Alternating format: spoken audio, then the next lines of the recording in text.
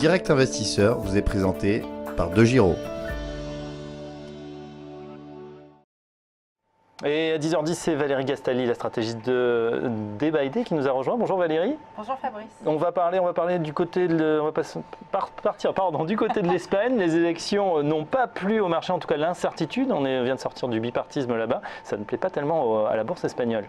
Oui, on peut le dire. Enfin, ça fait un moment que ça ne plaît pas à la bourse espagnole.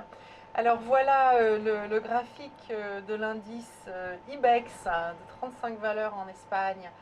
Donc vous voyez que en fait on baisse depuis début novembre. On a oui, peut-être un petit peu plus baissé que sur le CAC tout de même. Et on est arrivé sur un niveau que nous appelons support majeur, une petite zone de support majeur.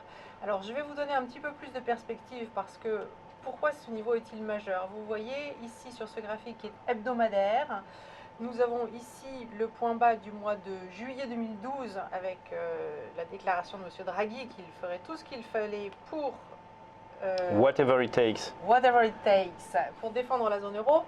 Et on a eu un point bas ici fin 2013, début 2014. On a eu un autre point bas ici à l'automne 2014, octobre 2014. On en a eu un à nouveau cet été, au mois d'août. Enfin d'ailleurs ça doit être septembre. Août est ici et septembre est là.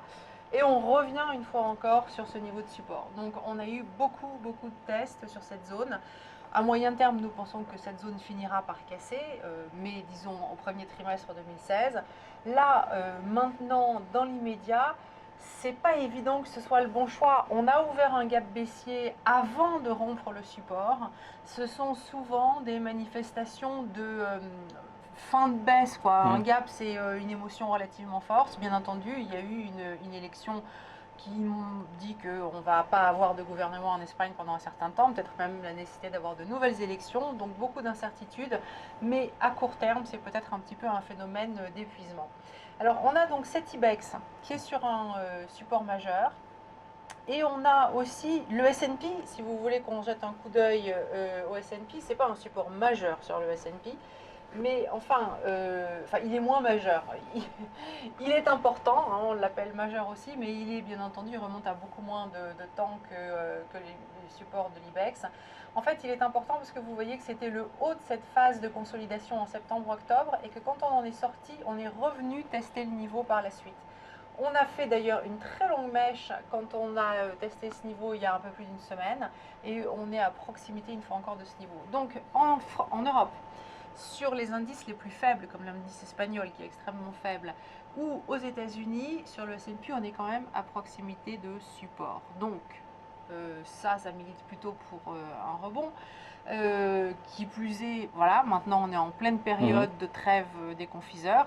Le 21 décembre, 21-22 décembre, selon les années, c'est vraiment le moment où ça ralentit fortement. Ah oui, ça ralentit fortement. On a eu l'échéance des options la semaine dernière, donc en fait maintenant c'est très résiduel ce qui reste à faire comme volume, et ça apporte un biais plutôt haussier. Alors évidemment, donc, on sera sur le pont chez Day by Day comme sur cette finance jusqu'au 24. Une question justement plus générale sur cette période. Est-ce qu'elle est bien pour les traders? Est-ce qu'elle est compliquée parce qu'il y a moins d'intervenants? Il y a plus de volatilité à ce moment-là?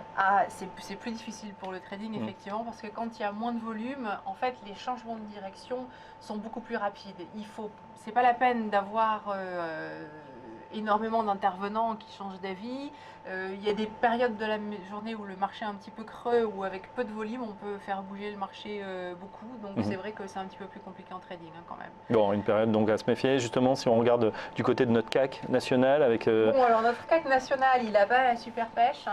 Et il n'est pas très engageant, c'est sûr que... Le rallye de fin d'année, c'est râpé quand même, non? Là, c'est compliqué?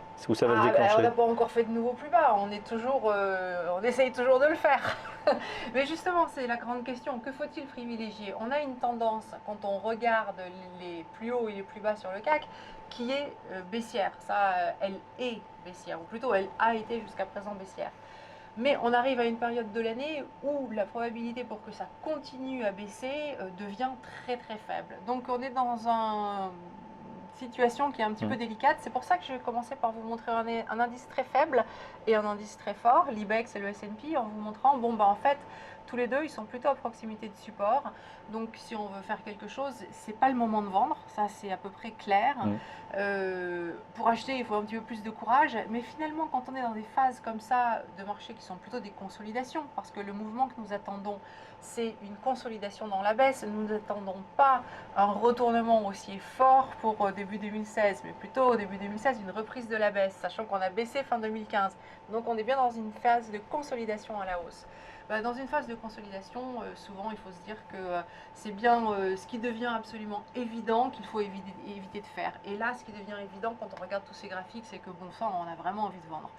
Donc, méfiance, moi je trouve qu'il vaut mieux plutôt privilégier des points d'achat, mais on est vraiment dans la tactique. Ouais, là. On n'a pas forcément très envie d'acheter non plus. Non, justement. Après le changement de politique monétaire de la Fed, ça joue forcément. On sait que ça peut entraîner des dégagements aux États-Unis, ça peut provoquer de la volatilité. On risque d'avoir un mois de janvier, passionnant, mais très, très compliqué, volatile à nouveau. C'est absolument mon avis. Ça fait longtemps que je défends cette thèse-là. Je dis à moyen terme, attention, on n'est pas du tout dans un marché haussier. C'est un marché qui est dangereux. Maintenant, il faut distinguer un petit peu les horizons de temps si on ne fait que faire du moyen terme, on traite une fois tous les 4 mois, quoi. Donc, si on veut avoir des opinions plus agressives sur le marché, si on veut se remettre en question tous les jours, il faut aussi parfois aller un peu contre la tendance. Surtout quand on n'en a pas envie, en fait. Ça, c'est sûr. Est-ce que donc les indices, ça c'est fait. On se penche maintenant sur les actions. Il y avait des actions bon père de famille qui ont été chahutées ces derniers temps, en particulier Air Liquide. Oui, alors, un petit instant que j'aille chercher ce secteur de la chimie. Et on va commencer effectivement par Air Liquide. Voilà, bon, alors on a eu effectivement entre novembre et décembre sur Air Liquide un très fort décrochage. Vous voyez qu'on a décroché à partir de cette zone de plus haut, on a fait ce qu'on appelle un piège au-dessus des plus hauts précédents. Et maintenant, on est en train d'approcher sérieusement de cette ligne de support majeur, un petit peu plus d'historique là aussi. Vous voyez qu'elle est vraiment ancienne, voilà. Vous voyez que c'était précédemment une ligne de sommet et donc maintenant c'est une ligne de support. Donc elle se situe à 100, pour être précis 100,1, nous avons noté. Alors on a eu hier une grande bougie noire, peut-être qu'aujourd'hui on va avoir besoin un petit peu de se stabiliser, mais voilà une valeur que l'on va pouvoir acheter aujourd'hui ou demain. Se positionner. On est à 102,30 là. Ouais, là aussi, on voit bien sur le graphique, on n'est pas loin du support majeur que vous avez tracé, aux alentours des 100. C'est une zone d'achat. Intéressant, c'est une zone d'achat pour jouer un rebond à 107,40 au moins comme rallye de fin d'année. Et puis évidemment la tendance au fondamental. Donc cette grosse acquisition aux États-Unis, mais qui fait quand même d'Air Liquide le numéro 1, le leader mondial des gaz industriels. Du côté de l'Allemagne, ils ont un grand concurrent, voilà, Linde 2. Est-ce que c'est la même configuration? Ils avaient un peu déçu sur leurs résultats, Linde 2. Un peu beaucoup. Oui, beaucoup déçu. Voilà le graphique long. Donc vous voyez que finalement Air Liquide, elle s'est arrêtée sur les précédents sommets de 2014, c'est-à-dire sur la zone où vous voyez ma flèche là qui bouge, elle s'est arrêtée par là. Bon, Linde 2, elle a ouvert un gap baissier absolument énorme, donc la tendance, elle n'est pas bonne à moyen long terme. Mais on était négatif et vous voyez qu'on a frôlé notre objectif hier, là c'était 128,10. Bon, il va peut-être falloir mettre à jour cette analyse et puis se dire qu'on est maintenant très, très survendu et donc on peut jouer une reprise. Alors on peut jouer 135, c'est la première résistance grise ici. 135,28, sachant que le support est à 128,10, donc il faut avoir un stop légèrement en dessous, mais pas tellement plus bas que ça. 135, c'est une prise de profit partiel, et on peut tenter le 139,90, qui est la deuxième résistance ici derrière, parce que ça nous formerait un petit double bottom, vous voyez, dont l'objectif serait à peine au-dessus de ce point. Donc là aussi, quelque chose de très tactique pour les vacances de Noël. Ouais, quelque chose me dit que peut-être certains vont préférer Air Liquide. Ça paraît quand même plus safe, cette valeur qui reste un peu le chouchou des Français, avec grosse rentabilité. Voilà. En France, on aime bien les valeurs françaises.